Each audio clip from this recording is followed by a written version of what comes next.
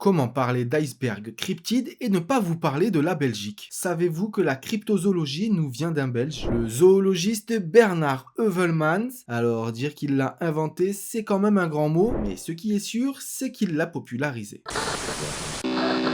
Cette vidéo devrait ébranler tous les fondements de votre croyance. Aujourd'hui, nous allons parler d'un univers fascinant. Heuvelmans, au XXe siècle, est passionné par les récits de créatures inconnues. Il aime les témoignages de rencontres avec des animaux mystérieux. Après tout, le gars est zoologiste, il est vraiment pas là pour enfiler des perles. En 1955, il sort un livre sur la piste des bêtes ignorées. Et dans le livre, il y présente ses idées sur la cryptozoologie et une approche plus scientifique pour étudier les animaux cachés ou alors tout simplement inconnus. Il y a rassemblé à l'intérieur une grande variété de rapports, de légendes et de témoignages. En allant du célèbre Bigfoot au monstre du Loch Ness, il y parle également du Yeti et du monstre du lac de Champlain. En tout cas, Heuvelmans a encouragé les chercheurs à prendre au sérieux ces récits. Pour lui, il faut enquêter de manière objective sur des preuves disponibles, qu'elles soient photographiques, anatomiques ou alors comportementales. Malheureusement, la cryptozoologie est souvent critiquée par son manque de rigueur scientifique, mais certains chercheurs continuent de s'intéresser à ces mystères. Les principes de la cryptozoologie, c'est de mener une quête, examiner les rapports en cherchant à séparer le mythe de la réalité. Il est possible que vous n'ayez jamais vu un dogman, peut-être seulement un ours ou alors une erreur de perception. Mais une chose est sûre, c'est que vous avez vu quelque chose, et c'est grâce à vos témoignages et à vos possibles erreurs qu'un jour la vérité éclatera.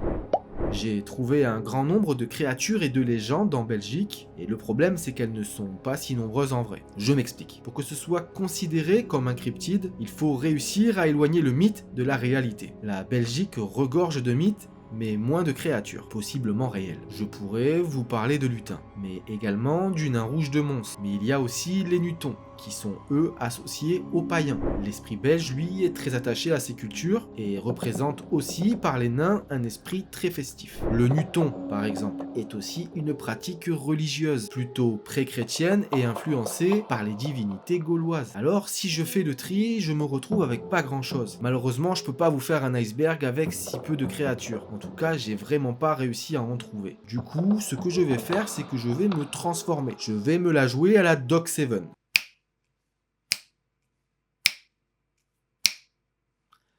Bon, ça veut pas. Mais une chose est sûre, c'est que je vais pas laisser la Belgique comme ça. Ah, j'ai un petit peu pris le truc. Salut Internet. Commençons notre périple avec le lutin, une petite créature espiègle et souvent invisible qui aime jouer des tours et semer la pagaille partout où il passe. Imaginez-vous, vous êtes en train de vous promener dans les bois quand soudain vous sentez une présence espiègle vous taquiner. C'est peut-être le lutin qui s'amuse à vous faire des farces. Ensuite, direction Mons pour rencontrer le nain rouge de Mons, une légende urbaine mystérieuse qui hante les rues de cette ville historique.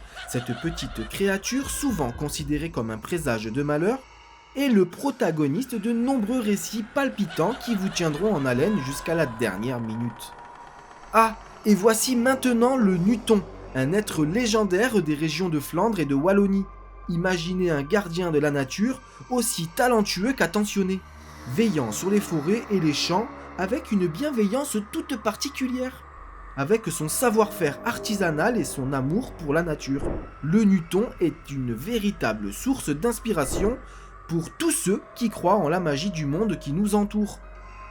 Et que dire du Tchanches, cette marionnette traditionnelle de Liège qui captive les spectateurs avec ses histoires et ses spectacles folkloriques hauts en couleurs. Associé à des contes et des légendes locales, le Tchanches incarne l'esprit festif et l'humour caractéristique de la région. Vous ne pourrez pas vous empêcher de sourire en écoutant ses aventures rocambolesques. Continuons notre exploration avec le peuple des eaux. Des créatures enchanteresses qui habitent les rivières, les lacs et les étangs de Belgique, ressemblant à des nymphes ou à des esprits de l'eau.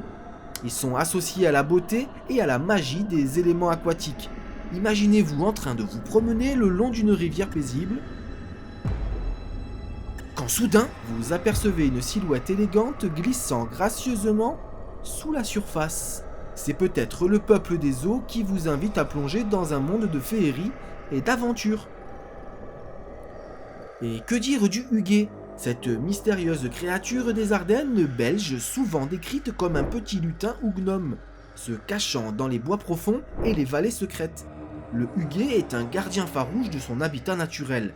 Avec sa malice espiègle et son charme irrésistible, il vous emmènera dans des aventures inoubliables à travers les paysages sauvages de la Belgique. Ah, voici un personnage intéressant, la Trécousse, une créature légendaire ressemblant à un crabe géant dont les récits effrayants hantent la région de la rivière Semois.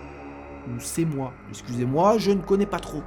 Et avec ses yeux injectés de sang et ses griffes féroces, la Trécousse incarne la terreur des profondeurs.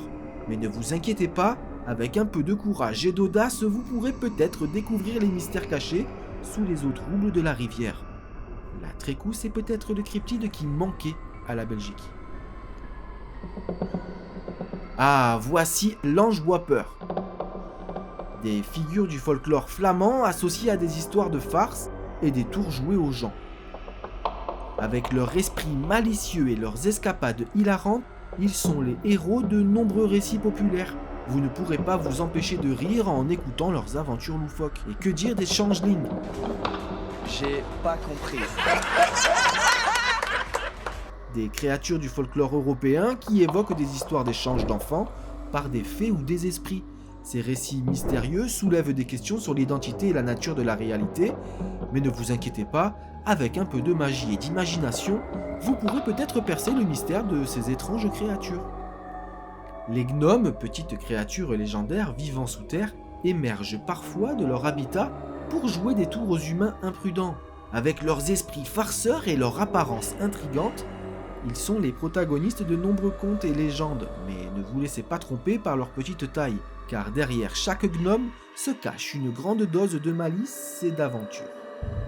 Les alves ou les alves, des créatures du folklore flamand, évoquent des histoires de lutins et d'esprits farouches, souvent associés à des lieux enchantés et à des mystères cachés.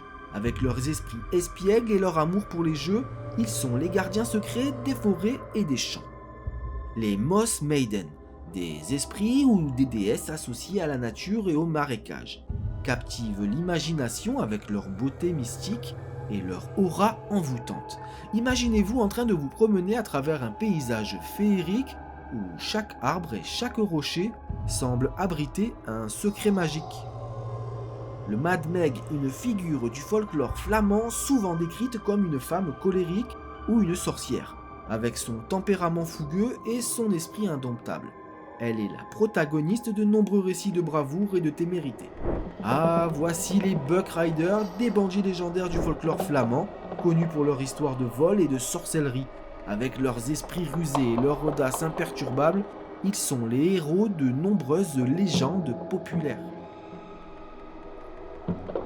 Et enfin, le Schwaardevil, une créature du folklore flamand, souvent représentée comme un diable caché dans les chœurs d'église. Avec son rire sinistre et son regard malicieux, il incarne les peurs et les superstitions les plus profondes. Vous m'en voulez pas si je reste comme ça jusqu'à la fin de la vidéo? Non mais c'est trop bien franchement d'être Doc Seven. Du coup maintenant, je vais m'attaquer à ce qui pourrait s'apparenter le plus à des cryptides. Mais n'empêche, en tout cas, une chose est sûre, c'est que ça fait du bien de se sentir dans la peau d'un youtubeur qui a plus de 2 millions d'abonnés. Le premier que j'ai trouvé, c'est le Cled. On peut l'écrire de différentes manières, Cled ou Clud. Alors tenez-vous bien car celui-là est grave stylé. Alors la Belgique, ils ont pas beaucoup de créatures mais ça dépote à fond. Cette créature est souvent décrite comme un chien démoniaque ailé, vêtu de chaînes métalliques. Il a des yeux brillants et une apparence terrifiante. Il est mentionné aux Pays-Bas et en Flandre, que ce soit belge ou française. C'est un métamorphe qui possède 3 apparences, ouais, rien que ça, et il peut se transformer en cheval, en chat ou en chien. Mais il y a une raison derrière ça. Chaque apparence a son utilité, enfin surtout pour lui. Le Claude peut apparaître comme un chien noir sinistre, souvent associé à des chemins sombres, des cimetières ou des endroits isolés.